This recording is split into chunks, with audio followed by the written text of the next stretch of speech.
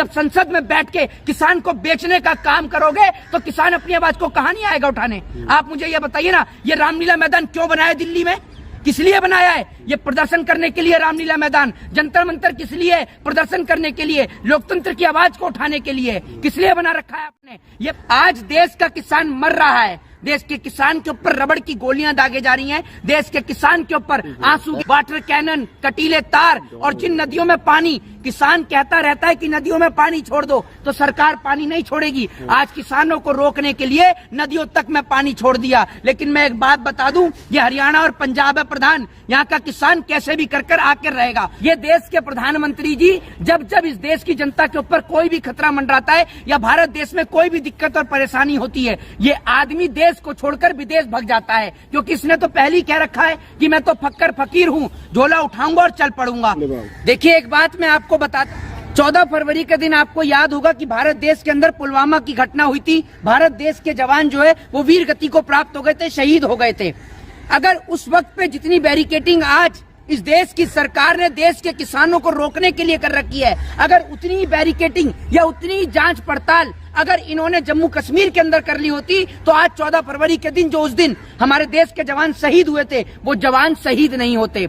उसी 14 फरवरी के दिन जवान शहीद हुए और आज 14 फरवरी के दिन भारत देश के किसान यानी अन्नदाता के ऊपर, जो लोगों को अनाज पैदा करके देता है, जो लोगों को रोटी देता है, उसके ऊपर सरकार ने लाठी और डंडे भाजने का काम किया। कई जो है किसान वो जख्मी रूप से घायल हुए हैं, किसी के यहाँ पर गोली लगी है, गोली जो रबड़ की गोलियां हैं वो चलाई जा रही है किसानों के ऊपर। 100 से ज्यादा किसान जो हैं वो घायल हुए हैं, जख्मी हुए हैं। और आपको एक बात बता दूं, सरकार कटीले तारों का प्रयोग कर रही है। वो कटीले तार जो खेत में आवारा पशुओं को रोकने के लिए नहीं लगाए जाते, वो सरकार देश के किसानों को रोकने के लिए लगा रही है, बड़ी बड़ी कीलें लगा रही है। जब आप दिल्ली के बॉर्डरों को देखेंगे, हरियाणा के और पंजाब के बॉर्डरों को देखेंगे, तो आपको ऐसा लगेगा कि आप भारत देश में न रहकर आप तो चाइना के बॉर्डर पर खड़े हों या पाकिस्तान के बॉर्डर पर खड़े हों। बहरहाल चाइना और पाकिस्तान के बॉर्डरों पर भी इतनी सुरक्षा नहीं होती। अगर इतनी सुरक्षा चाइना और पाकिस्तान के बॉर्डरों पर होती तो भारत देश का जवान कभी शहीद नहीं होता। लेकिन इस देश की सरकार एक ऐसी सरकार है, इतनी निकम्मी सरकार है, जो इस देश के किसान से डरती है, किसान से भय खाती है। और अभी आपको एक बात बता दूं, एक अपने जयंत चौधरी हैं, ठीक है, जयंत चौधरी के मित्र नरेंद्र मोदी जी ने, जो भारत देश के किसान हैं, किसानों के लिए तैयार किया है कील रत्न।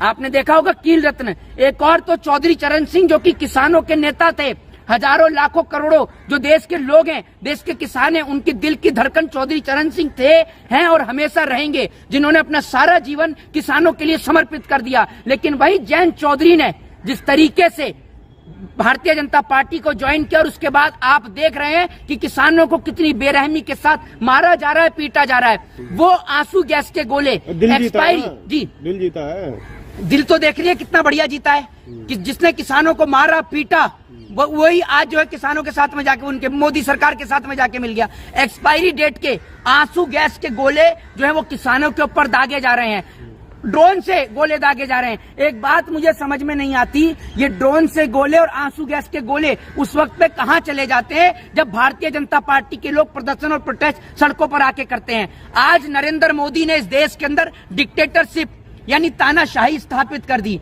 ये देश के प्रधानमंत्री जी जब जब इस देश की जनता के ऊपर कोई भी खतरा मंडराता है या भारत देश में कोई भी दिक्कत और परेशानी होती है, ये आदमी देश को छोड़कर विदेश भाग जाता है, क्योंकि इसने तो पहले ही कह रखा है कि मैं तो फक्कर फकीर हूँ, झोला उठाऊंगा और चल पड़ूंगा। अभी आप देखिए मणिपुर की घटना हुई तो जनाब का विदेशी दौरा। आज देश का किसान मर रहा है, देश के किसान के ऊपर रबड़ की गोलियां दागे जा रही हैं, देश के किसान के ऊपर आंसू गैस के गोले, वाटर कैनन, कटीले तार, और जिन नदियों में पानी, किसान कहता रहता है कि नदियों में पानी छोड़ दो, तो सरकार पानी नहीं छोड़ेगी। आज किसानों को रोकने के लिए नदियों तक में पानी छोड़ दिया। लेकिन मैं एक बात बता दूं, ये हरियाणा और पंजाब है प्रधान, यहाँ का किसान कैसे भी कर आकर रहेगा। और दूसरी बात, ये बात देश के लोगों को नहीं पता होगी, विश्व के कई देशों में, यूरोप के कई देशों में प्रोटेस्ट चल रहा है, जहां पर भारत देश के जो किसान, जो वहां के जो किसान हैं, फ्रांस के अंदर आपने देखा होगा प्रदर्शन के दौरान किसान क्या करते हैं, जो भूसा होता है वो सरकारी भवनों के ऊपर फेंकते हैं। आप किसान को प्रोटेस्ट करने की आजादी नहीं दे रहे हो, आप मुझे ये बताइए ना, यूरोप के कई देशों में प्रदर्शन और प्रोटेस्ट चल रहा है, वहाँ आप मुझे बताओ कि कहाँ पर कटीले तार लगाए हैं, कील लगाए हो, बैरिकेड्स लगाए हो, वो बड़े बड़े कंटेनर लगा रखे हैं। आप मुझे ये बताइए ना, किसान है, कोई आतंकवादी, कोई टेररिस्ट, कोई संगठन नहीं है ये आतंकवादी नहीं है, ये देश के किसान हैं। दिल्ली क्यों आएंगे यहाँ पे? दिल्ली क्यों नहीं आएंगे? दिल्ली किसी के बाप का है? ये बताओ ना आप मुझे। ये दिल्ली देश की राजधानी है, और जब संसद में बैठ के किसान का सौदा करोगे, जब संसद में बैठ के किसान को बेचने का काम करोगे, तो किसान अपनी आवाज को कहाँ नहीं आएगा उठाने? आप मुझे ये बताइए ना, ये रामलीला मैदान क्यों बनाया दिल्ली में?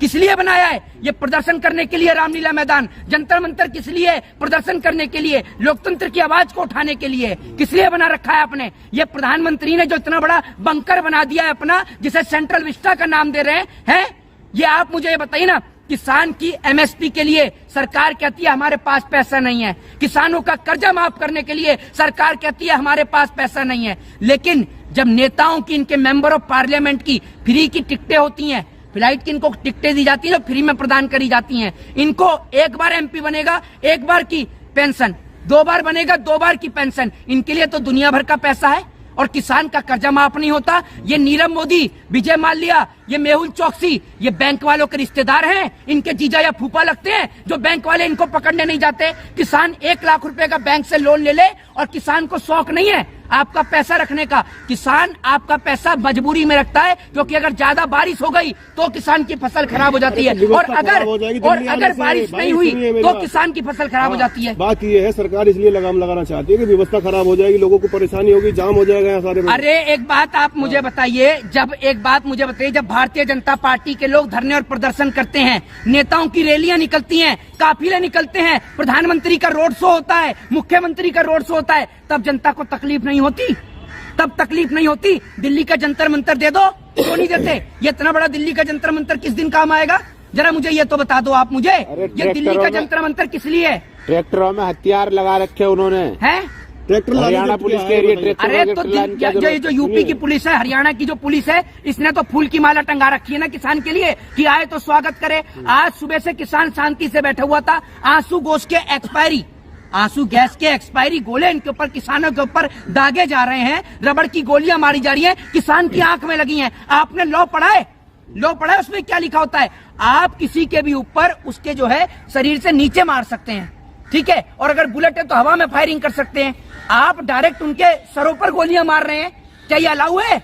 आप मुझे ये बताइए ना। और नरेंद्र मोदी किसानों से संवाद क्यों नहीं करते? आए दिन आ जाएंगे, मैं गरीब माँ का बेटा हूँ, मैं गंगा माँ का बेटा हूँ। अरे किसान से क्यों नहीं संवाद करते? अगर पढ़ा लिखा आदमी हो तो संवाद करेगी ना। दुबई गए हुए हैं, आने दो, फिर बात करेंगे। अरे जब देश में समस्या होती है तभी विदेश भाग जाता है। ये बताइए ना आप मुझे, हमारे देश का प्रधानमंत्री और इस देश की बिकाऊ मीडिया तो अपना इतना जमीर बेच चुकी है, ये तो शुक्र है उन तमाम सोशल मीडिया के लोगों का जो किसान की आवाज को उठाने का काम कर रहे हैं, वरना ये लोग सुबह से शाम सिर्फ नरेंद्र मोदी जी का विदेशी दौरा चला रहे हैं। अरे मंदिर का उद्घाटन करने भी ना जा नहीं, मंदिर का उद्घाटन करने के लिए ये तो मंदिर के पुजारी हैं, महंत है, ये तो शंकराचार्य है। इस देश के अंदर कुछ लोग ऐसे हैं जिन्हों को जाटों से दिक्कत है, जिन्हें पंजाबियों से दिक्कत है, जिन्हें सिखों से दिक्कत है, जिन्हें किसान आंदोलन से दिक्कत है, जिन्हें मुसलमानों से दिक्कत है, और अगर किसान आ जाए उन्हें खालिस्तानी कह दें, मुसलमान आंदोलन कर दे तो उन्हें आतंकवादी कह दें। ये देशभक्त भाजपाई है। अभी भारतीय जनता पार्टी के कार्यकर्ताओं के ऊपर बंगाल के अंदर लाठीचार्ज हुई, सारे बिलबिला उठे टीवी चैनल वाले, जैसे बीजेपी के कार्यकर्ताओं पर नहीं, इनके मीडिया चैनलों के ऊपर लाठीचार्ज हुई हो, ऐसे बिलबिला उठ रहे हैं। जब किसानों पर लाठीचार्ज हुई तो इनके हलक सूख गए, फेविकॉल जम गया, और ये लोग कहते हैं कि किसान को जो है 2-2 हजार रुपए, 6-6 रुपए दिया जा रहा है। भैया जितने आप इनको सम्मान निधि में 2 हजार रुपए दे रहे हो, उतने का तम्बाकू में इनके ना जो इनका हुक्का है उतने का तम्बाकू भर जाता है इनके में, जो आप दे रहे हो। परेशानी है किसान को, तो चुनाव में दे देना अपना जवाब। नहीं, चुनाव में जवाब तो जब दे जब यही पता हो लोगों को कि चुनाव भी निष्पक्षता के साथ हो रहा है।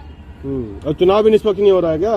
नहीं, ये तो आप मुझे बता दिया, अगर चुनाव निष्पक्षता से होता तो ये जो तमाम लोग हैं जो ईवीएम को लेकर प्रोटेस्ट और प्रदर्शन कर रहे हैं, ये क्यों कर रहे हैं?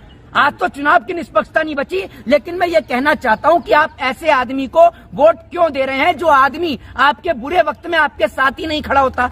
प्रधानमंत्री नरेंद्र मोदी आए दिन तो देश छोड़ के चले जाते हैं, क्योंकि उसने पहले ही कह रखा है कि मैं फक्कर फकीर हूं, जब मन करेगा तब झोला उठा के चला जाऊंगा। अरे राहुल गांधी भड़का रहे हैं, वो फोन किसानों को भड़का रहे राहुल गांधी।